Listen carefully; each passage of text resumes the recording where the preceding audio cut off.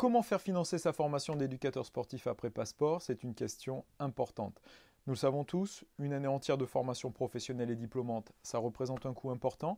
Et à ce propos, nous avons demandé à Rémi Delacour. Rémi Delacour, c'est le directeur adjoint de Prépasport, de nous en dire un peu plus sur les solutions de prise en charge de ce financement par la région.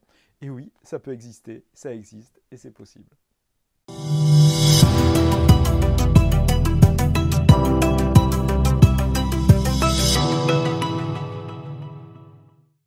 Nous sommes avec Rémi Delacour. Donc Rémi Delacour, tu es le directeur adjoint de Prépasport et on aimerait aborder ensemble aujourd'hui toutes les possibilités de financement des formations, des possibilités de financement par la région Sud. Est-ce que tu pourrais nous en dire un petit peu plus? Oui, bien sûr, bonjour. Donc, la région Sud a en son sein un service de formation professionnelle continue qui permet de pouvoir financer certaines actions de formation qu'elle a commandées. Donc, une grande campagne de commande a eu lieu courant du mois de février et au sein de Prépasport, il existe 3 formations qui sont actuellement en cours et qui sont financées par la formation. Vous avez le BPJEPS Activité physique pour tous, le BAPAT, qui est le petit frère du BPJEPS, et le BPJEPS Activité équestre. Donc à chaque fois sur ces formations-là, il y a un nombre de places qui est financé par le conseil régional. D'accord. Est-ce que ce nombre de places est important? Alors il faut savoir que pour la jeunesse et sport, les formations sont ouvertes pour un certain nombre de places maximum. Donc c'est une vingtaine de places. En ce qui concerne le conseil régional, les formations sont ouvertes pour 18 places. Sur ces 18 places-là, 12 pour le BPJEPS APT et 12 pour le BAPAT vont être financés. Ils sont financés actuellement par le conseil régional.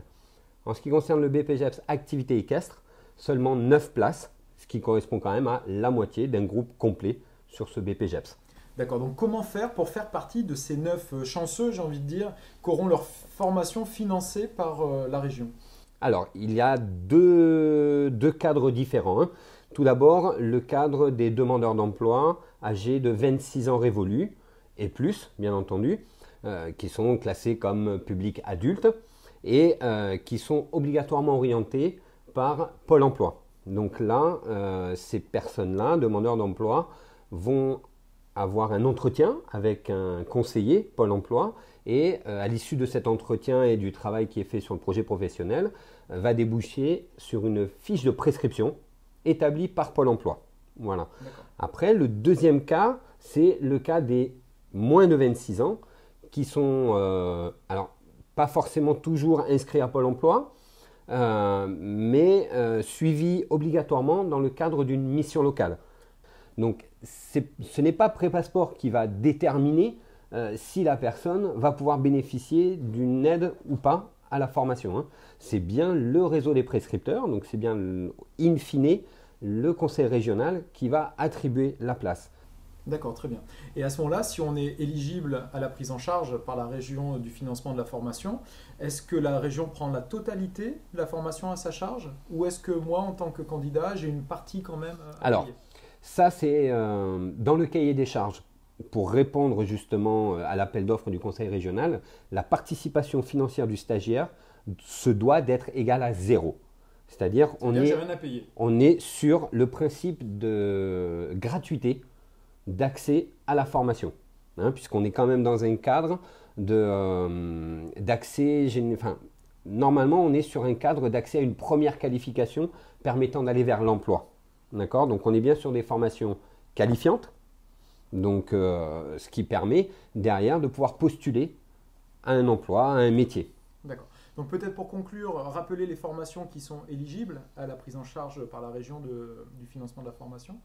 Alors donc sur Prépasport, nous avons le BAPAT, c'est un diplôme de niveau CAP, BEP, qui est le premier diplôme dans le champ de l'animation, qui permet de travailler dans des villages vacances, dans des centres aérés, dans des collectivités sur du périscolaire. Après, vous avez le BPJEPS Activité physique pour tous. Là, c'est l'éducateur sportif multisport à des fins de sport santé, d'initiation, de découverte. Et enfin, nous avons également le BPJEPS Activité équestre pour être moniteur d'équitation. D'accord, merci. Merci Rémi Delacour pour toutes ces précisions. Et pour De rien. plus de renseignements, www.prépassport.com. Merci.